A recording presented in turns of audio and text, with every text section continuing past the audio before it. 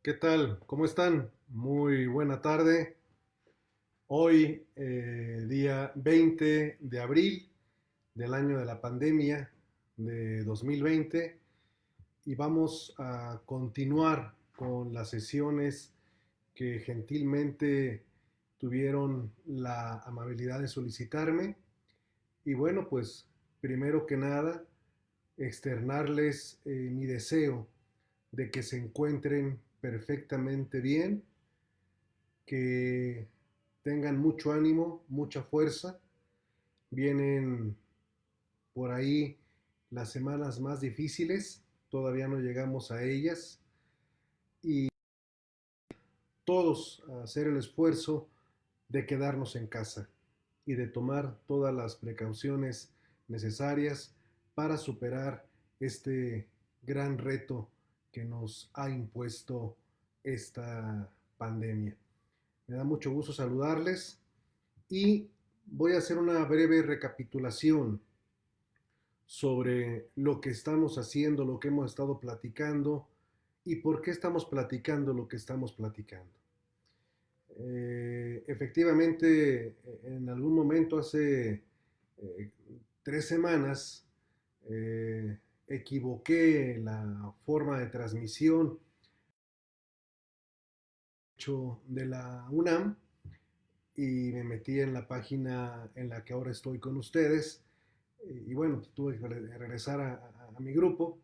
eh, y hubo algunos exalumnos que me pidieron este tipo de dinámica de llevarla a cabo con ustedes, y con mucho gusto, lo hacemos. ¿De qué va todo este conversatorio? Bueno, pues el conversatorio tiene como finalidad que hagamos un recorrido sobre la historia universal. Un recorrido en la historia universal, pero con la guía del ámbito penal, el ámbito criminológico. ¿De dónde partimos y hacia dónde quiero llegar o queremos llegar con esta serie de encuentros? En primer lugar, partir de una pregunta. ¿Es lo mismo creer que conocer? ¿Nacemos buenos o nacemos malos? Este tipo de preguntas voy a estar regresando de manera constante a ellas, para efectos de poder estar debatiendo algunas cuestiones. ¿Es lo mismo creer que conocer? Y si nacemos buenos o nacemos malos. Este recorrido tiene como finalidad que vayamos analizando cómo las diferentes culturas han ido comprendiendo, construyendo y utilizando el poder punitivo, entendido como la facultad del castigo, para controlar a una sociedad. ¿Por qué y para qué controlar? ¿Cuáles son los límites a ese poder punitivo? ¿Cómo se construye el crimen? ¿Cómo se construye la realidad? ¿Y cuáles son los esquemas que se generan para investigar la verdad? Tiene que ver con aspectos criminológicos, tiene que ver con aspectos históricos, políticos, artísticos, culturales, de mucha índole, legales desde luego, para poder comprender el por qué estamos hoy en la situación de un nuevo sistema de justicia penal, cómo piensan los jueces, cómo se han generado las normas relativas a los delitos. Es decir, no quiero que nos vayamos nada más de un día al otro a discutir la exclusión de las pruebas en la audiencia intermedia, en los criterios últimos del Poder Judicial Federal. No, no, no, no, no. Eso sería lo más fácil. Aquí quiero ser un provocador del debate, de poder comprender la historia de la evolución de lo que hoy tenemos. Creo que eso es relevante y sobre todo el poderlo compartir y más en estos tiempos que son francamente tan difíciles. Por eso reiterarles mi agradecimiento a que sigan viendo estas sesiones, que esperemos mantener la continuidad de aquí a que solventemos este aislamiento urgente y necesario para combatir la pandemia. Entonces, en ese recorrido que hemos realizado durante 15 sesiones, pues hemos partido prácticamente desde los orígenes de la humanidad, lo mesopotámico, lo babilónico, lo persa, lo romano, lo griego, para ir avanzando en el conocimiento y el descubrimiento de muchas cosas que se encuentran interconectadas necesariamente con el ámbito penal, que es, como decía mi extinto maestro, el magistrado don Raúl Navarro García, nadie puede negar que el derecho penal es apasionante. Eh, entonces, en esa virtud, hemos ido viendo cómo se han creado las leyes, desde las 12 tablas, el fuero juzgo, las 7 partidas, algunos crímenes relevantes, en fin, y hemos ido avanzando siglo a siglo a siglo. Desde luego nos detuvimos un poco de tiempo, muy poco, en el tema de la Inquisición, que lo considero basal para poder comprender el por qué nuestras instituciones punitivas funcionan como funcionan aún hoy en día. El ámbito de la Inquisición es extraordinario, es vasto, y ustedes tienen ya consigo el Directorium Inquisitorium, que es el primer código penal y procesal penal, aquel que permitía a los testigos de oídas, a la delación, el criterio de lo que llamamos criterio de oportunidad, etcétera, que es una joya. Esa obra es realmente una joya. Antecedió por mucho al Malus Maleficarum, desde luego. Bueno, y hablamos del Malus Maleficarum, la construcción del otro o de la otra, la construcción de las brujas. Eh, Hablamos un poquito de Friedrich Spee, ¿no? El de Cautio Criminalis. En fin, hablamos de la Edad Media, donde la Edad Media el eje es Dios. Un Dios es el eje de todo el conocimiento y todo el conocimiento tiene que hacerse con base en Dios, como lo vamos a ir comentando un poquito más adelante. Hemos mencionado a algunos filósofos, vamos a meternos un poquito más en filosofía, no solamente porque es necesario, no solamente porque la filosofía es una maravilla, sino porque de la filosofía es donde van a surgir los pensamientos para justificar o para criticar al poder punitivo. Me adelanto un poco. Lo que en el ámbito latino, propiamente latino, o hispano, germano-hispánico, si me permiten, lo que para los penalistas o los aspirantes a penalistas como un servidor es un tema obligado y de mucho estudio, se llama teoría del delito. Pero para poder entender la teoría del delito, opino que hay que entender sus fuentes, de dónde viene, el entorno filosófico, cómo se desprendió el estudio sobre ello, y acompañado de una visión crítica desde la criminología, por supuesto. Pero también vamos a ver y a insistir sobre las formas del conocimiento, cómo se logra el conocimiento.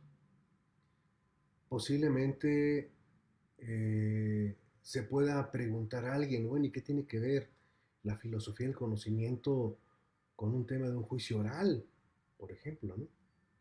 Bueno, pues prácticamente todo, todo absolutamente, todo. Y lo vamos a ir platicando en esta y en las siguientes sesiones. Si llegan a advertir que hay un problema en la transmisión, porque a veces como que se frisea, no dejen de avisarme para... Hoy las redes están en video, están cargadísimas, ¿eh? Entonces, por eso le comento. Además, hoy volvieron a la escuela los críos y pues todos están conectados, clases, pero bueno, espero que se esté transmitiendo medianamente bien. Humberto, saludarte nuevamente, Humberto Araujo, Irmis Torres, ¿qué tal? Josué Osorio, Alfredo David, ¿cómo están? Jorge Casiano, Sergio Montes, Alejandra, Cerón Bruno, José Fernando, qué bueno que andan por ahí. Bueno,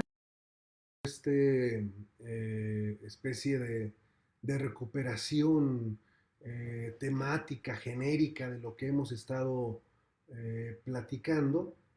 Eh, y nos estamos yendo hacia lo que es los siglos XVI, los siglos XVII, y quería comentarles algo.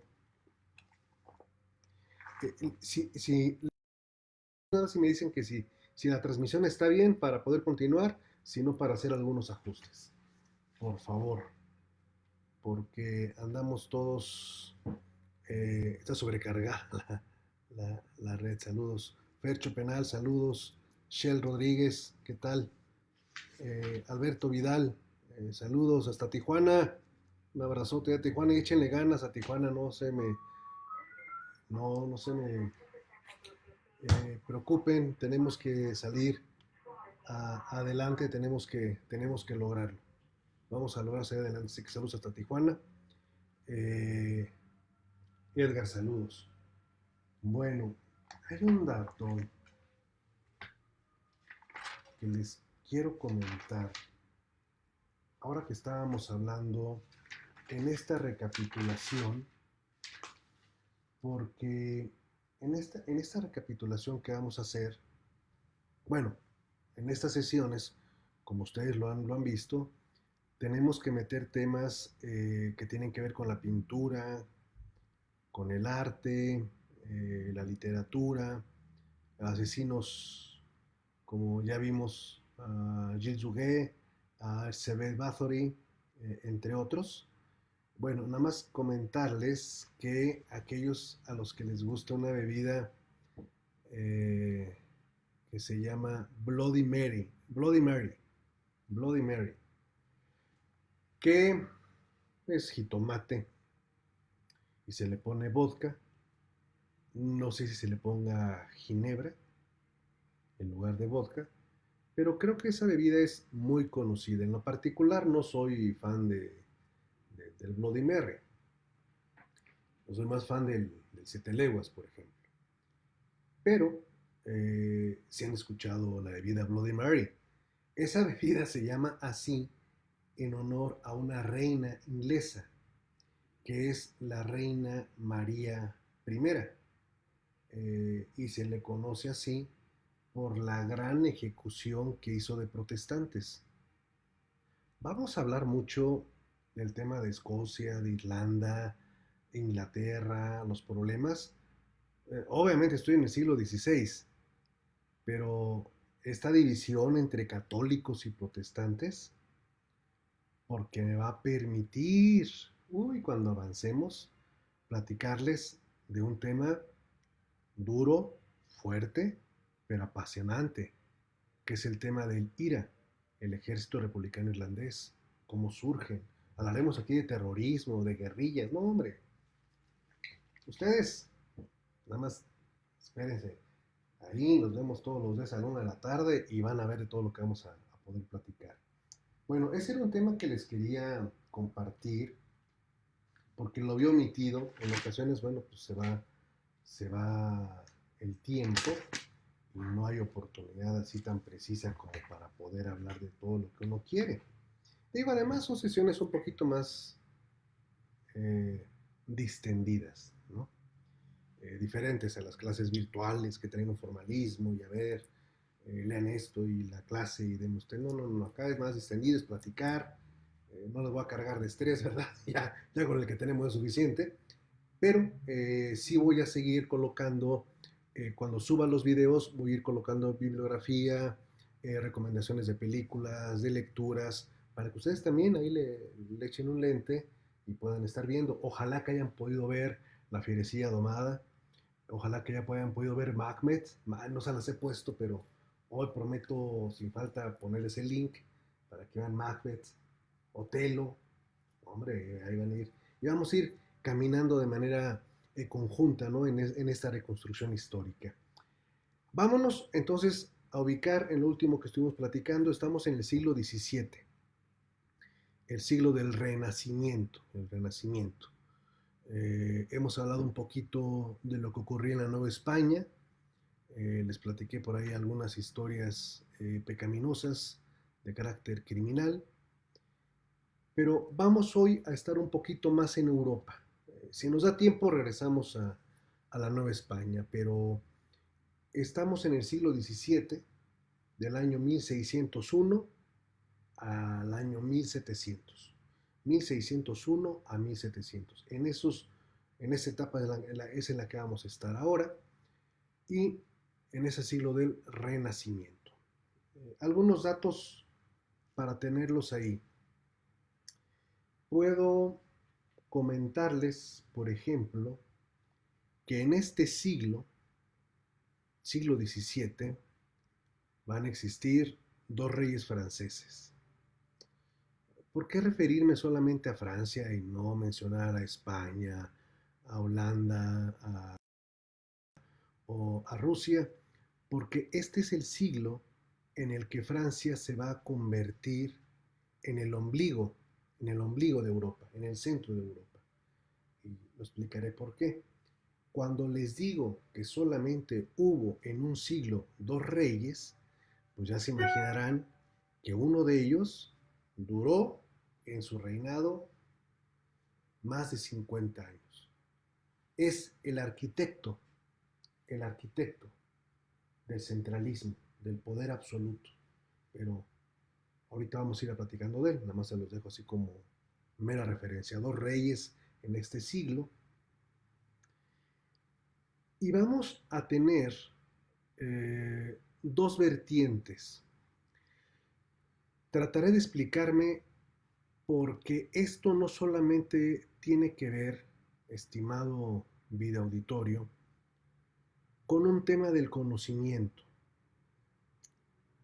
sino que tendrá que ver más adelante con una separación en el derecho penal inglés, el derecho penal europeo en cuanto a Alemania, en cuanto a España, en cuanto a Francia. Estamos apenas en siglo XVII, ¿correcto? Pero si nos preguntamos, como quizá muchos se lo lleguen a preguntar, ¿cuál es el concepto de culpabilidad en el Código Penal de los Estados Unidos o en el de Inglaterra? Se quedarían con cara de ¿what? ¿What are you talking about, loco? ¿De qué estás hablando?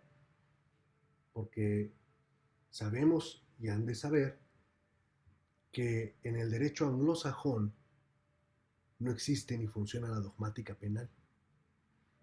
Ahí no podemos andar llegando con que, oye, el elemento normativo y que, no, nada de eso. ¿Por qué? Bueno, todo va a venir de la filosofía.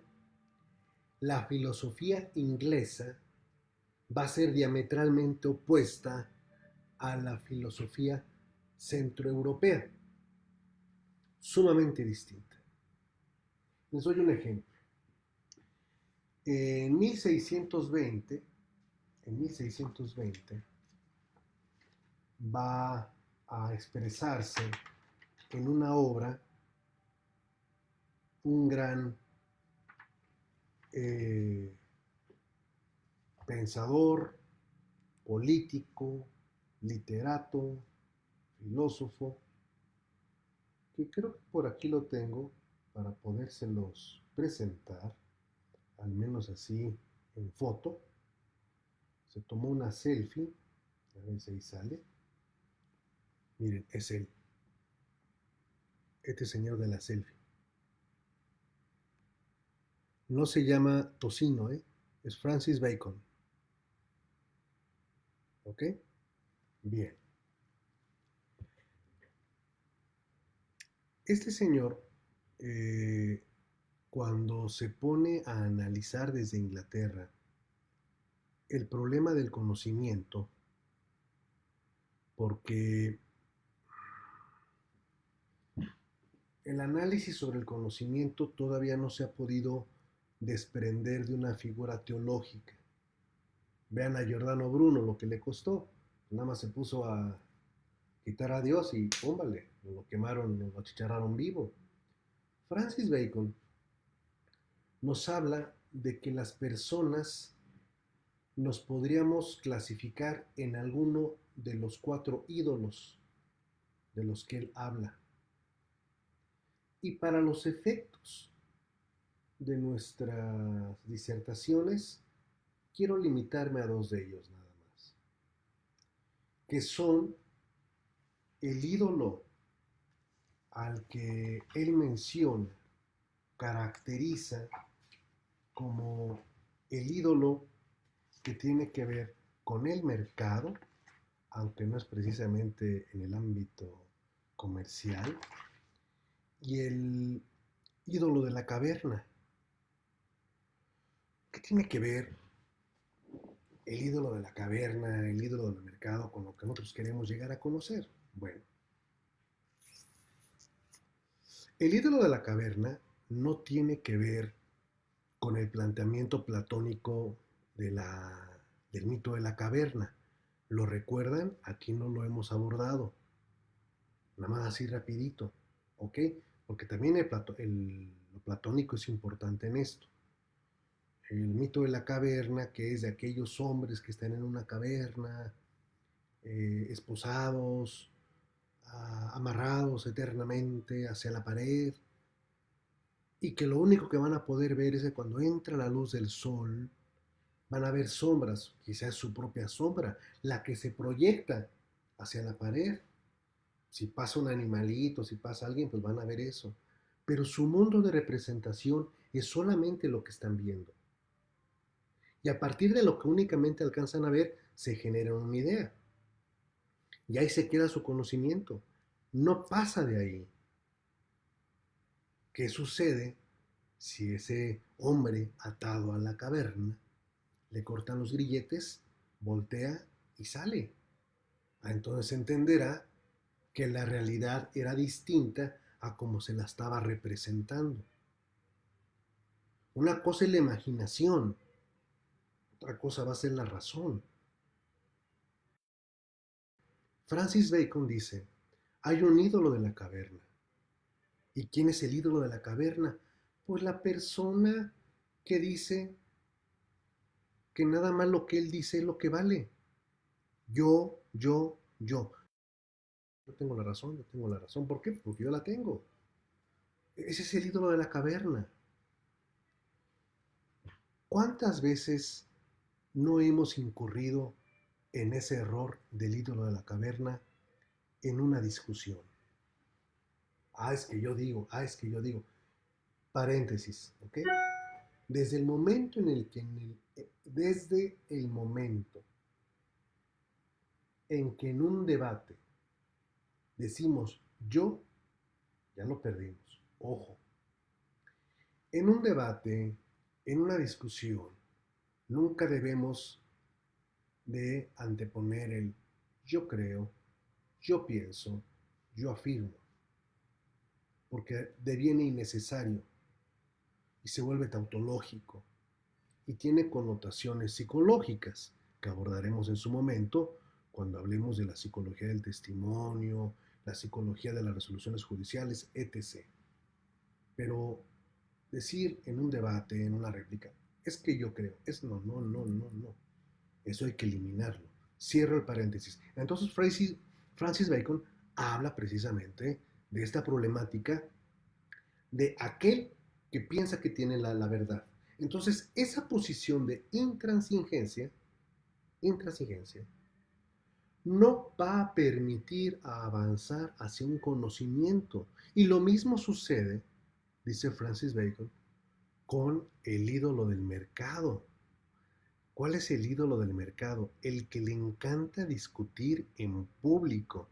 No me estoy refiriendo a las páginas de Face, sino aquel que le encanta andarse metiendo y andar discutiendo, pero en público, que vean que discute. Esto es algo que en la Grecia antigua se le llamó la erística. ¿Saben lo que es la erística? El arte de discutir por discutir. Tampoco me estoy refiriendo a los pleitos caseros, que espero que no existan. Pero la erística es el sustento del ídolo del mercado al que se refiere Francis Bacon. Francis Bacon lo que nos quiere decir es que tenemos que empezar a quitarnos de nuestra cabeza estas limitantes al conocimiento. Y en el siglo XVII del Renacimiento se va a hacer clásica esta frase: la imaginación es la loca de la casa. ¿Eh? ¿Qué tal está esa? La imaginación es la loca de la casa. Si fuera el imaginación, sería el loco de la casa. La imaginación. La imaginación es la loca de la casa. Esto nos va a llevar a comprender el movimiento que se va a generar en cuanto a los temas del conocimiento en Europa. Bueno, pues en estos términos va a aparecer un gran personaje, René Descartes. René Descartes va a ser la punta de quiebre en la filosofía europea, no en la inglesa, pero sí en la filosofía de los Países Bajos, de Francia, de España, de Alemania, de Italia. ¿Por qué? Porque René Descartes se va a plantear el conocimiento. ¿Qué conocemos? ¿Para qué conocemos? Y va a ser la primera persona que dirá que el conocimiento es algo intuitivo, que es algo innato, algo que traemos nosotros mismos. En esto se aproxima al posicionamiento socrático. René Descartes escribe, entre otras, una obra que se llama Discurso del método y para la buena dirección del espíritu. Es un libro pequeño, no es muy grande, se los voy a compartir, pero es bien interesante. ¿Por qué? Porque dice: para poder tener un buen entendimiento, lo más importante es que no actuemos con precipitación ni con prevención. Dos cosas. No actuar por precipitación ni por prevención. En el francés, cuando utiliza prevención, es similar o sinónimo de lo que usted y yo hoy conocemos como prejuicio. Entonces, permítame replantear. Dice René Descartes: cuando vayamos a actuar, no lo hagamos ni acelerados, así, ya me aceleré, ni con prejuicios, ni con precipitación, ni con prejuicios. Eso es lo más importante para lograr tener un entendimiento. Es decir, si alguien nos viene a calentar la cabeza, oye, que fíjate que andan diciendo de que le vas a la América. No, no podemos reaccionar ni por precipitación ni por prejuicios. Yo sé que eso pues sí es muy hiriente, ¿no? Pero calma, calma, calma, calma, calma. Fíjense ustedes.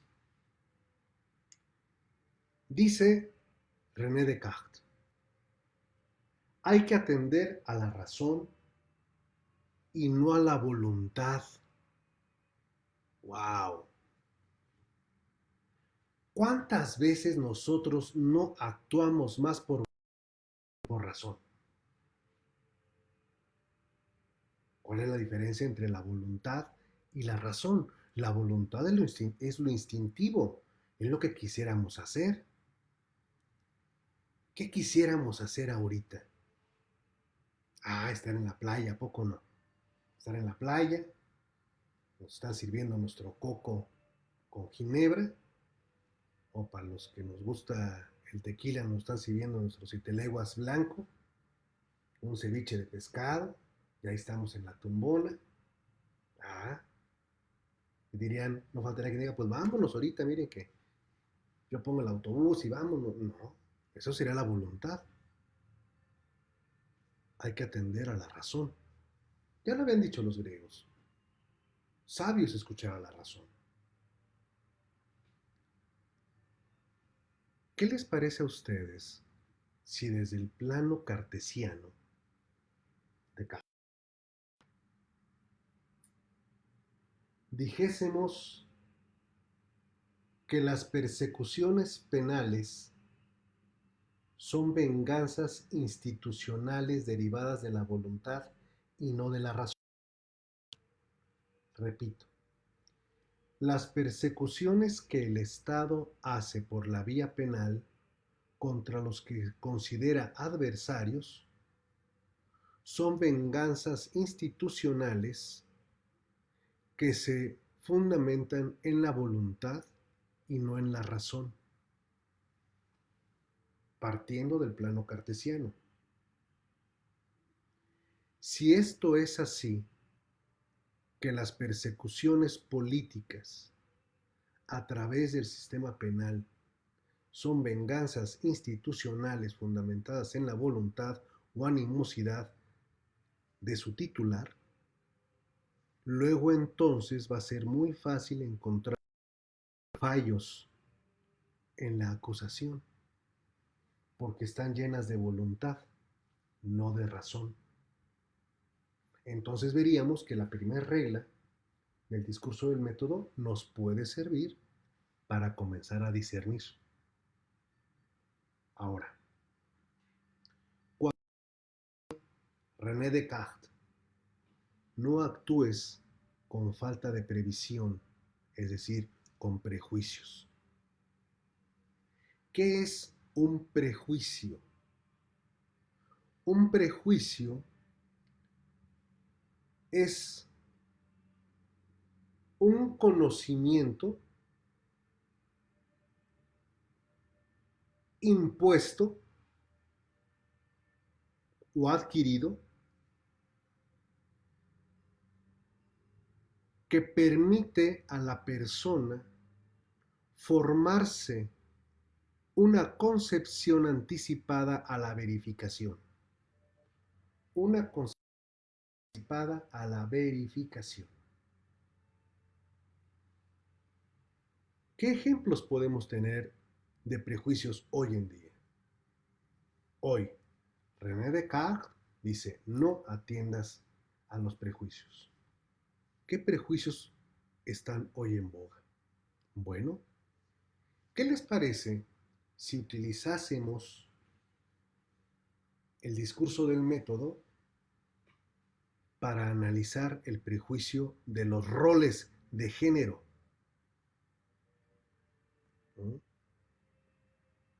¿Qué significa juzgar con perspectiva de género. ¿Creerle a la víctima todo lo que diga? No, eso sería quebrantar la imparcialidad. No atender a los roles de género es no dar por sentado, avalar, aprobar que el hombre es el que siempre tiene que ir a trabajar, o que el hombre es el más fuerte, o que, como dijo aquel, dicen que los hombres no deben llorar por una mujer. Pero son roles, cierto o no, como también es un rol el considerar, en cuanto a cuestión de género, que la mujer es la que tiene que hacer la comida, cuando quienes tenemos mejor sazón somos los varones. Bueno, pues esta cuestión que hoy es tan debatida, que llegaremos a ella a platicar, pues es algo que se puede derivar desde el discurso del método de René Descartes.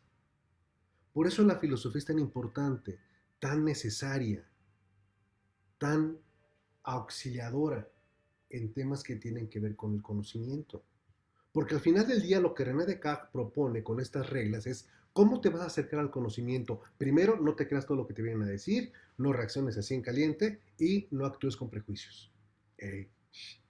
A serenarse, a analizar. Número dos, analízalas, desestructúralas.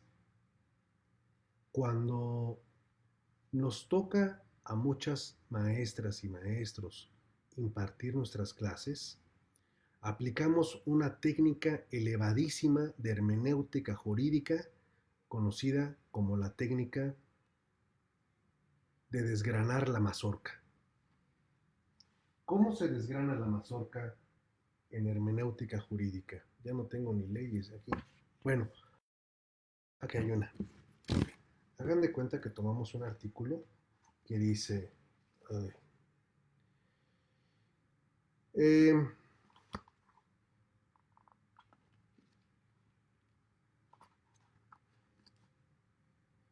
al que se atribuya públicamente el carácter de profesionista sin tener título profesional u ofrezca o desempeñe públicamente sus servicios sin tener autorización para ejercerla en términos de la legislación aplicable, se le impondrá tal prisión.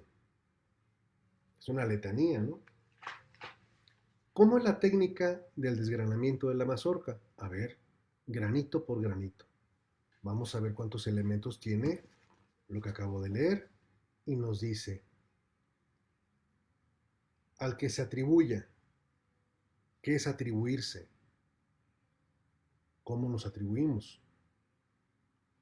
Hey, al que se atribuya es lo mismo al que le atribuyan. Una cosa es decirse, soy brujo, a otra que le digan, usted es brujo. O es lo mismo. Es decir, de acuerdo a lo que dice aquí, es lo mismo, soy arquitecto, a que digan, el señor arquitecto. Bueno, y esto es, todavía para mucho más. Públicamente, ¿qué es públicamente? Ponerlo en una red social, LinkedIn, en una conferencia, o poner afuera de la oficina una placa que diga arquitecto Hernández. Bueno, esto es algo de lo que nos puede llevar nada más lo que estoy platicando aquí de las reglas del método de René Descartes. Cuando nos dice, espérate, analiza el tema, analiza el problema, hazlo en partes. Ve las más sencillas para luego ir subiendo de nivel a lo más complejo. Es un libro extraordinario. Filosóficamente va a tener su discusión. Sí, sí, sí, pero es extraordinario en cuanto a la forma en cómo nos propone llegar al conocimiento de las cosas. Pero René Descartes dice, el conocimiento está en uno mismo. Está dentro de uno, nomás hay que saberlo sacar y para saberlo sacar hay que seguir las reglas que él mismo nos dice. Nunca, dice Descartes, descrédito a los conocimientos de oídas. Uy, imagínense. Digo, no vamos a invocar a René Descartes en un argumento de cierre de clausura para que se desestime un testigo de oídas, ¿verdad? Pero ya desde acá, o sea, a ver, nada más a esto les voy, perdón por adelantarme un poco, pero si René Descartes en el siglo XVII, en el siglo del Renacimiento, ya dijo que eso no es correcto para el conocimiento, ¿por qué entonces hubo en la octava y la novena época tesis del Poder Judicial Federal que decía que sí valían los testigos de oídas? Ah, ¿no? Aquí lo vamos a analizar, pero, eh, o sea, tuvimos ministros anticartesianos, jueces anticartesianos, y eso es decir mucho, o sea, o sea, gente que no conoció lo que se hizo en el Renacimiento. Pero bueno, eh, eso es lo que nos quiere decir René Descartes. Es que si quieres tener conocimiento y si quieres conocer la verdad, acercarte a la verdad, no lo puedes hacer voluntariosamente ni con prejuicios, a seguir sus reglas. ¿La policía judicial seguirá esas reglas del método de Descartes? Creo que no, ¿verdad? René Descartes hace una crítica al silogismo. El silogismo se usa mucho en nuestra materia. Premisa mayor, premisa menor, conclusión. Dice, el silogismo solo sirve para explicar, no para conocer, porque es tautológico. En la premisa mayor ya va todo resuelto. ¿Podemos usar silogismos en nuestras argumentaciones?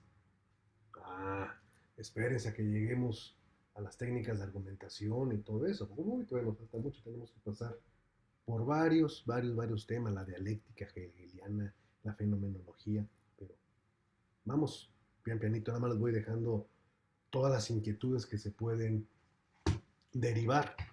Nada más de un librito, es un libro pequeñito, ¿eh? Discurso del método para dirigir el entendimiento y el espíritu, René Descartes.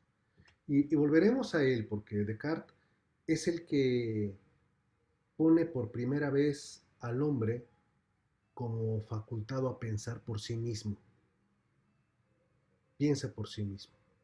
¿Comete contradicciones en sus posicionamientos? Sí, por supuesto, pues la Inquisición también se lo podía haber achicharrado, por más que lo estuvieran protegiendo en Holanda los reyes de los Países Bajos, ¿eh?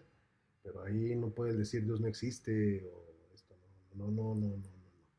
Hay que darse con cuidado todavía en esas épocas del siglo XVII, porque la Inquisición ahí está al lado, ¿eh?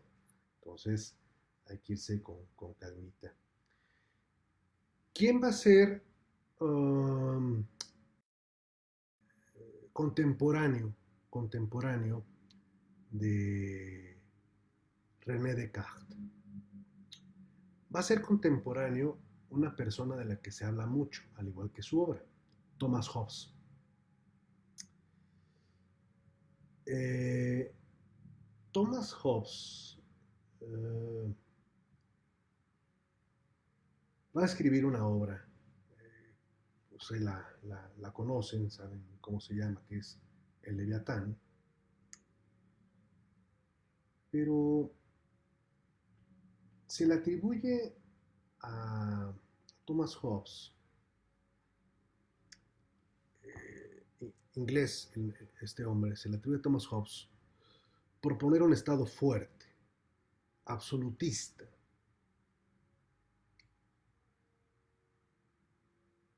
En Francia ya estaba. ¿Se acuerdan que les dije que en el siglo XVII hubo dos reyes nada más? Tenemos a Luis XIII y a Luis XIV. Luis XIII, ¿qué es lo que pasa en Francia? Nada más como comentario. El poder político, bárbaro, ¿eh?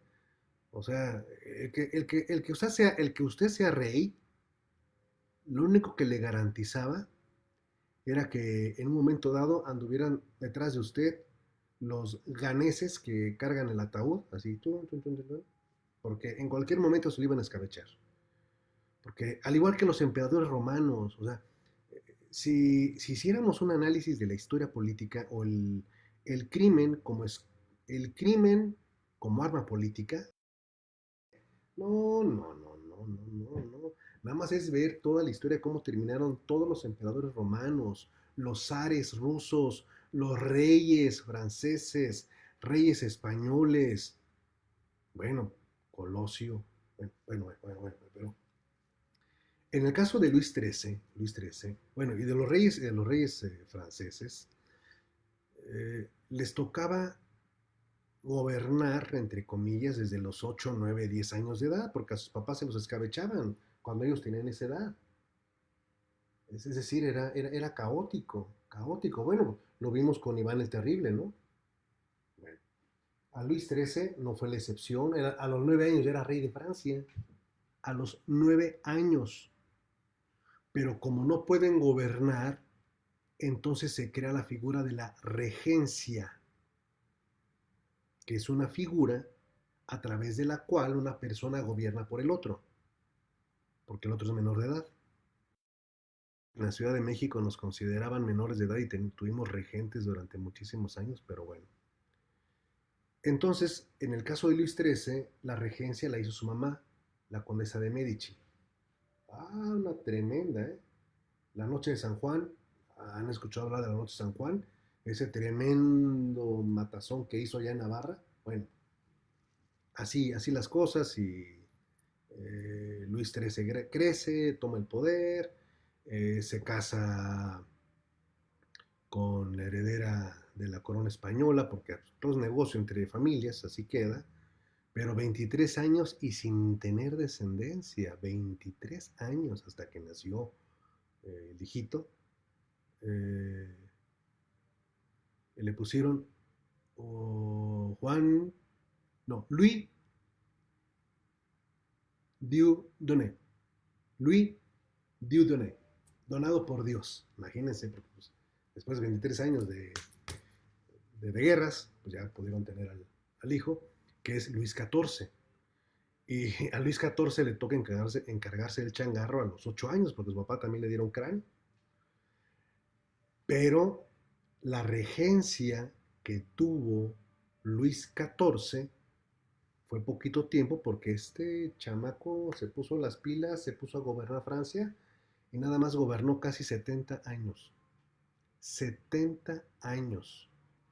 Luis XIV cuando murió dijo, yo me voy, pero el Estado se queda.